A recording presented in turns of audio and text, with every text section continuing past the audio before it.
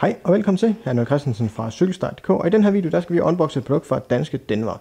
Det er en aktivitetstracker. Modellen her den hedder BFH13, og det er en ganske simpel aktivitetstracker med indbygget pulsmåler i håndleddet.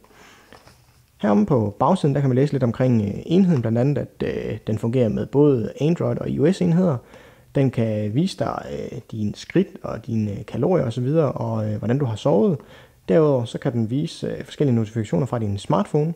Så har den et OLED-display på næsten en tommer, og så standby-tid på til 15 dage, og så er den vandtæt, så du kan bruge den i badet også, og du kan sådan set også svømme med den, hvis man skulle have lyst til det.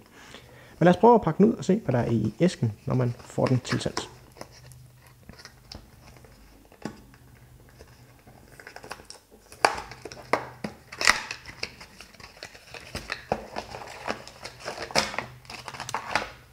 I æsken der er 3 ting.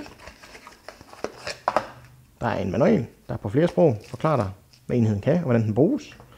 Så er der en USB-oplader, som via USB, en PC, Mac eller fra din mobiltelefon, hvis du har en USB-oplader, så kan du også bruge den. Den klipper så simpelthen bare på aktivitetstrackeren, så lader den via de her små connector. Nemt og hurtigt. Og så er der selve aktivitetstrackeren, som er den her bandit. Fin sporty rem i sort og grøn, som giver sådan lidt sportigt udseende. Så vi kan få gang i den, eller om der er strøm på den. Det er der vist ikke. Det er der ikke, så kan vi ikke lige se displayet den her gang. Men super simpel aktivitetstracker. Skærmen her, hvor man får informationerne. En enkelt lille knap til at aktivere den her nede i bunden. Pulsmåleren sidder heromme på bagsiden, og den måler så direkte på håndleddet. Selve remmen her er i silikone, så det vil sige, at den er nem at holde ren. Sådan lidt sporty i det. Og så har den forskellige indstillingsmuligheder, så den kan passe til de fleste håndled.